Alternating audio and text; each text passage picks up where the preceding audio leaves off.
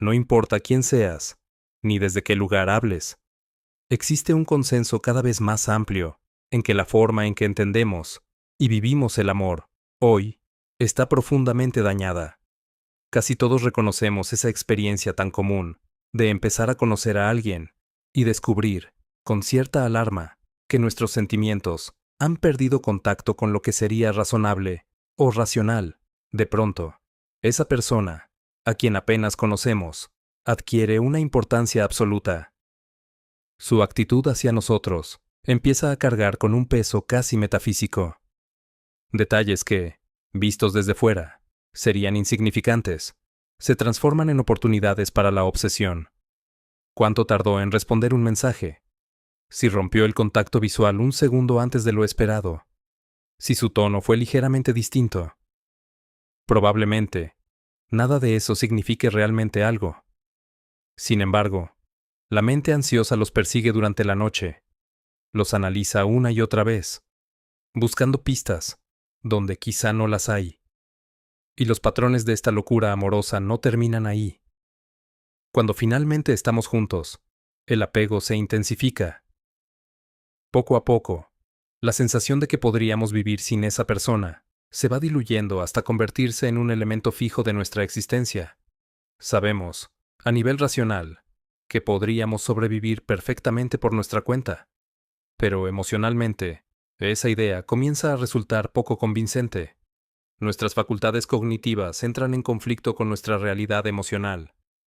Estamos profundamente comprometidos, dispuestos a continuar mientras esto dure. O bien ocurre algo completamente distinto, pero igual de desconcertante. Nuestra pareja hace algo que nos resulta vagamente irritante, y, de pronto, empezamos a notar otros rasgos que también nos molestan. Las gafas de color rosa comienzan a caer, pero en lugar de sustituirlas por una forma de amor más compasiva, una que aprenda a valorar al otro por quien realmente es, nuestra mente se desplaza directamente al extremo opuesto. Reemplazamos la idealización por unas gafas oscuras. Todo lo que hace la persona amada empieza a parecernos imperdonablemente defectuoso. La mente queda atrapada entre dos polos opuestos y comenzamos a perder poco a poco la cordura. Si un amigo estuviera en esta situación, le diríamos sin dudar que se marche, que ha perdido la objetividad. Y sin embargo, nosotros permanecemos allí de manera inexplicable, incluso en contra de nuestra propia voluntad racional, dándonos cuenta de nuestra locura solo cuando ya hemos salido de la relación. En casi todos los niveles, el amor tiene la capacidad de volvernos irracionales, inestables y erráticos. Una gran parte de los problemas que existen en las citas modernas se atribuyen a la idea de que hombres, mujeres o ambos tienen expectativas demasiado altas. Y es cierto, existen expectativas terribles, muchas de ellas claramente superficiales.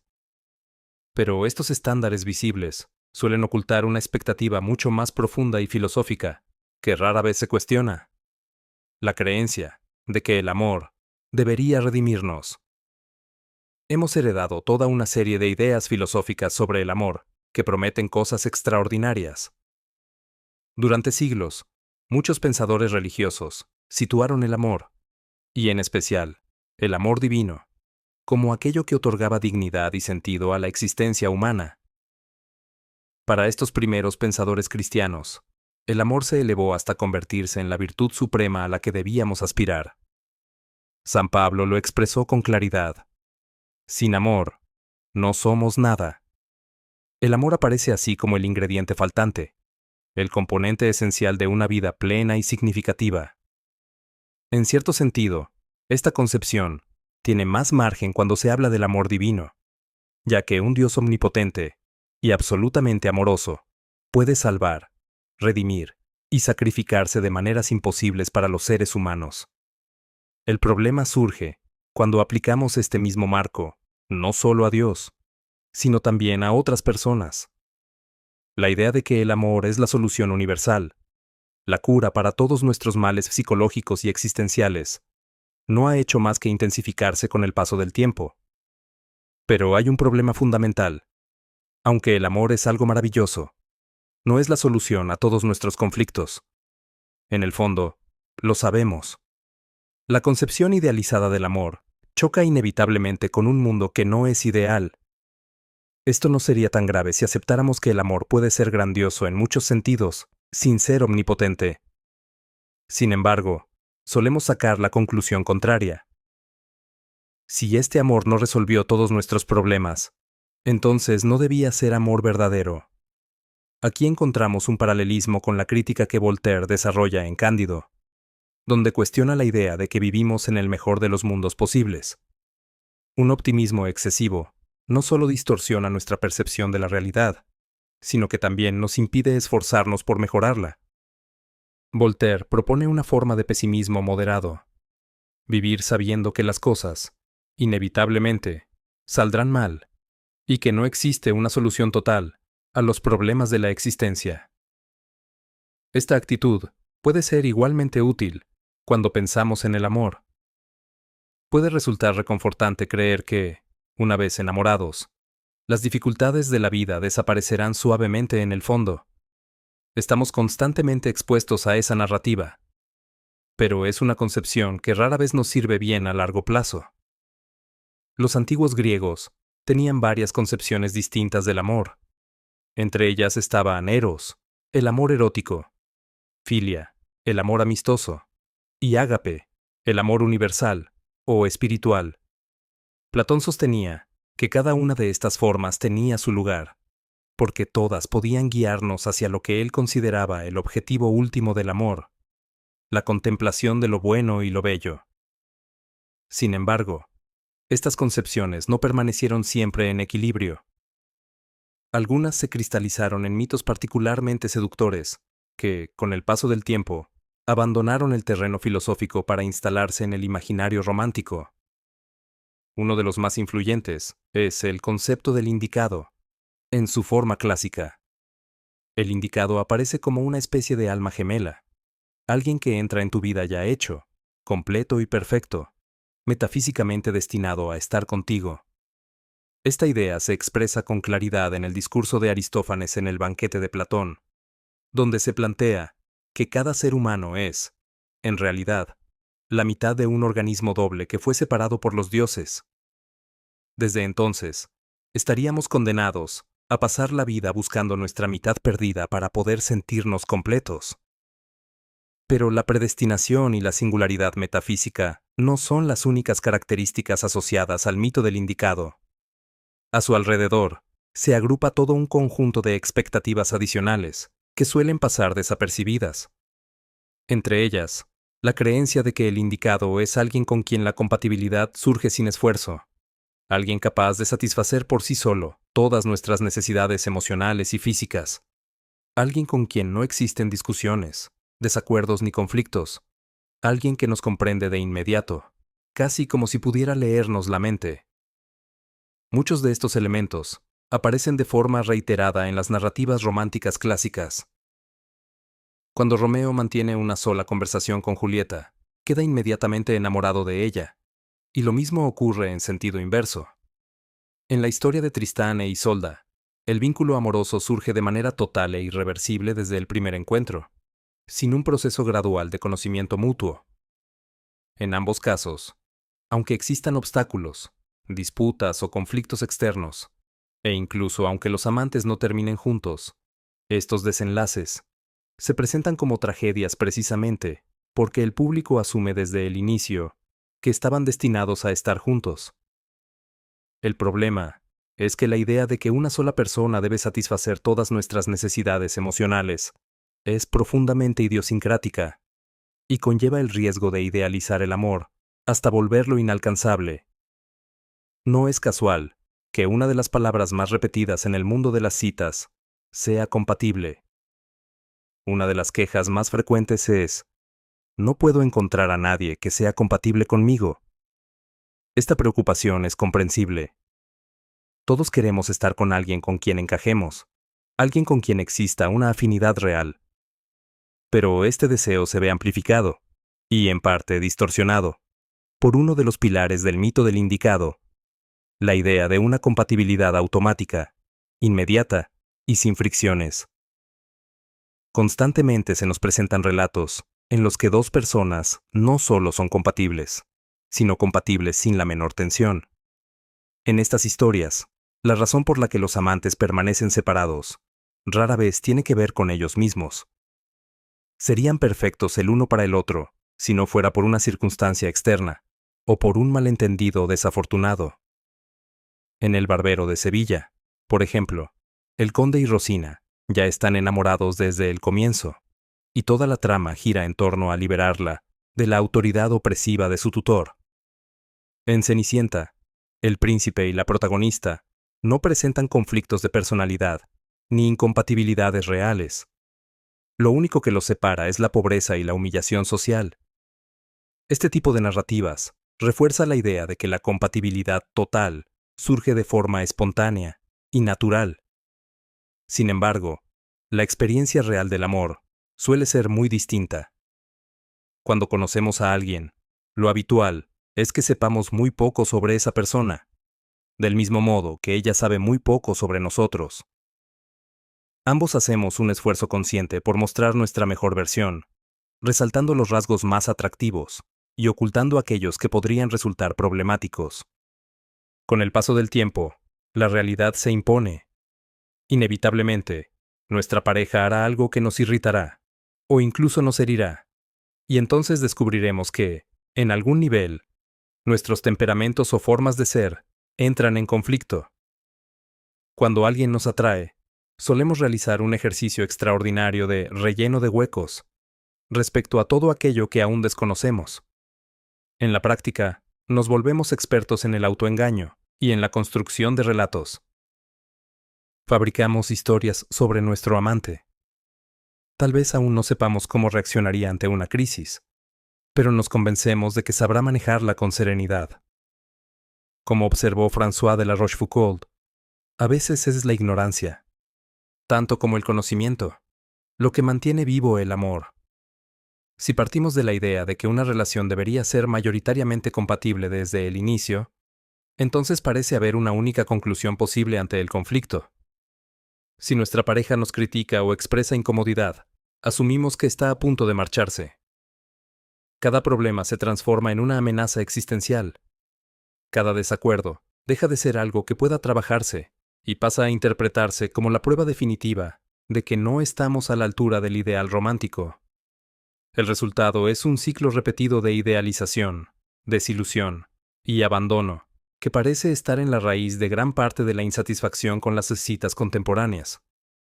No sorprende, entonces, que uno de los rasgos más visibles del amor moderno sea la dificultad generalizada para comprometerse. Cuando dos personas desean lo mismo, alcanzarlo suele ser más sencillo. Y, sin embargo, aquí aparece el verdadero misterio. Si el deseo de conexión sigue existiendo, ¿qué es lo que impide que el compromiso se sostenga? Parte de la respuesta puede encontrarse en lo que Kierkegaard llamó una desesperación de la posibilidad. Este concepto describe una situación en la que existen demasiadas opciones disponibles y, como consecuencia, comprometerse con una sola se vuelve cada vez más difícil. Con el tiempo, descubrimos que hemos desperdiciado una cantidad preciosa de vida sin tener nada concreto que mostrar por ello.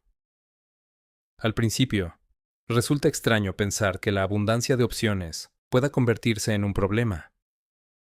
Venimos de una cultura que valora profundamente la libertad y que suele asumir que cuantas más posibilidades tengamos, mejor será nuestra vida. Pensadores como John Stuart Mill defendieron la idea de que un mayor grado de libertad y una mayor variedad de opciones tienden a producir más felicidad.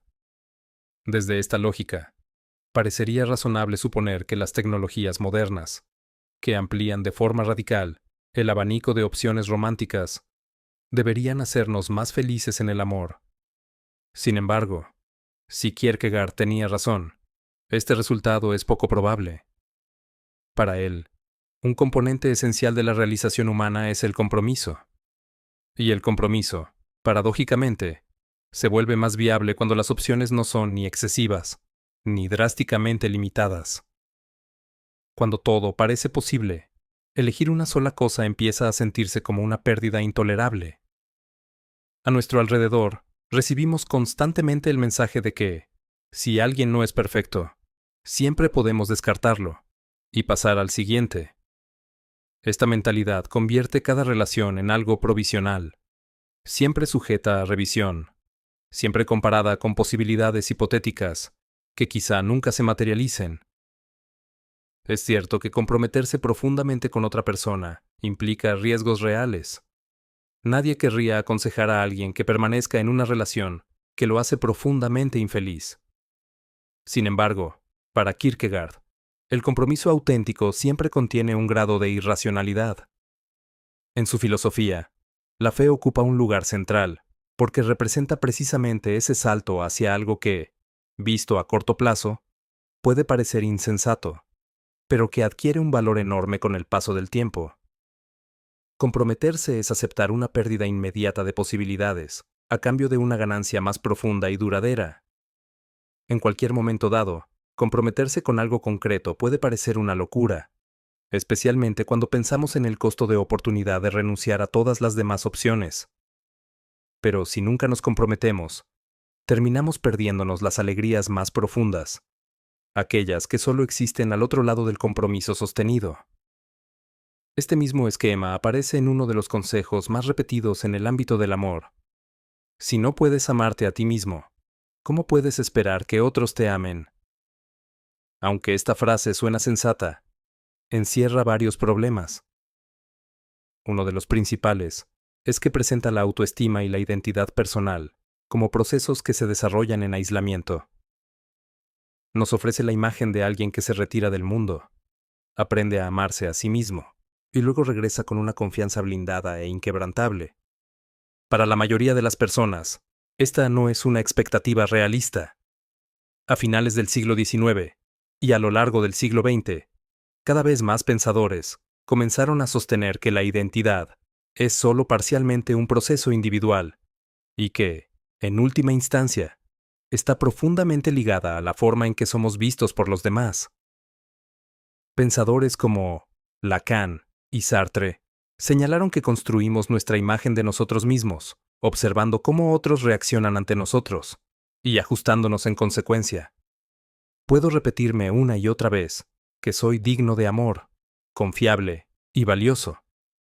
Pero es difícil que esa convicción se sostenga si la experiencia cotidiana parece contradecirla. Una y otra vez, los demás no devuelven llamadas, cancelan planes o se muestran emocionalmente distantes. Con el tiempo, no solo ellos empiezan a tratarme como alguien prescindible, sino que yo mismo comienzo a internalizar esa percepción. Esta es también la razón por la que muchos psicólogos infantiles subrayan la importancia de los mensajes que los padres transmiten a sus hijos a través de su comportamiento. La manera en que un niño es tratado influye de forma decisiva en la construcción de su autoconcepto. La capacidad de verse como alguien valioso, digno de amor y con confianza en sí mismo no surge en el vacío. Se construye, al menos en parte, a partir de la forma en que fue cuidado, atendido y reconocido. Aquí surge una pregunta inevitable. ¿Cómo se supone que debemos amarnos plenamente y confiar en nosotros mismos antes de que otros lo hagan? No es imposible, pero sí mucho más difícil de lo que suele reconocerse. Esta visión del amor contrasta de manera contundente con concepciones anteriores. En la Divina Comedia, Dante describe a Beatriz acompañándolo a través del paraíso hasta que él logra contemplar la gloria de Dios reflejada en los ojos de su amada. Esta imagen sugiere que el amor no es simplemente la unión de dos individuos ya completos y autosuficientes, sino un proceso de desarrollo mutuo. El amor aparece como algo que nos transforma en relación con otro, no como algo que ocurre después de haber alcanzado una perfección individual. Esta idea también se refleja en el pensamiento de Tomás de Aquino, quien entendía el amor a uno mismo, el amor a los demás y el amor a Dios como partes de un mismo proyecto compartido. Se trata de una concepción mucho menos individualista, tanto del amor como de la autoestima. En lugar de pensar que el amor propio se aprende en soledad y luego se lleva al mundo, esta visión sugiere que es algo que se construye junto a otros, apoyándose mutuamente, deseando el bien del otro por el bien del otro, Aprendemos a reconocer nuestra dignidad para ser amados, al mismo tiempo que aprendemos a amar a los demás. De este modo, se sientan las bases para que el amor propio pueda florecer. Y vale la pena aclarar que el amor en cuestión no tiene por qué ser exclusivamente romántico. Esta tarea compartida es fundamental, porque la parte más valiosa de la idea de que el amor propio es un requisito previo para amar a otro es reconocer que una autoimagen deteriorada puede conducir a comportamientos profundamente autodestructivos. Estos comportamientos suelen tener una lógica interna muy clara para quien se odia a sí mismo, pero resultan desconcertantes para quienes lo rodean, incluida la persona que lo ama. Ahí es donde aparece una tensión difícil de resolver. Es complicado convencerse de que uno es digno de amor, sin haberlo experimentado. Pero al mismo tiempo, es difícil creer que uno es amado, cuando se mantiene la convicción profunda de no merecerlo. Esta tensión constante entre el yo y el otro, entre la unión y la distancia, vuelve al amor inherentemente inestable. Con frecuencia se nos dice que el amor debería ser completamente desinteresado, casi puro. Sin embargo, en la práctica, solemos sentirnos atraídos por personas que nos desean de una forma ligeramente egocéntrica. Se nos presenta una imagen higienizada del amor, completamente buena, estable, casi casta. Pero al llegar a la adultez, muchos descubrimos que eso no es todo lo que buscamos. También queremos emoción. Queremos sentirnos deseados, incluso en ocasiones, como un objeto de deseo. Al mismo tiempo, queremos respeto, cuidado y aprecio. Queremos ser valorados, pero también ser destinatarios de pequeñas dosis de egoísmo por parte del otro. Deseamos que la persona amada quiera lo mejor para nosotros, pero de manera contradictoria, también buscamos intensidad, comodidad, riesgo y seguridad. Las contradicciones se multiplican. Las tensiones no desaparecen. El amor, tal como lo viven personas reales y concretas, consiste en intentar armonizar cualidades que muchas veces entran en conflicto entre sí. Digo todo esto para colocar una idea central en primer plano.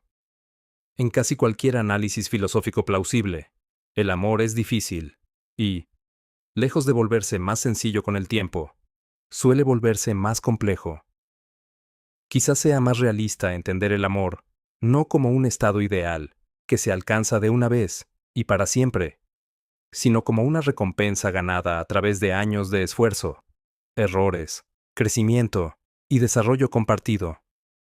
Aristóteles sostenía que muchas virtudes y habilidades solo pueden adquirirse mediante la práctica constante, la reflexión y la habituación. Desde esta perspectiva, el amor no sería una excepción.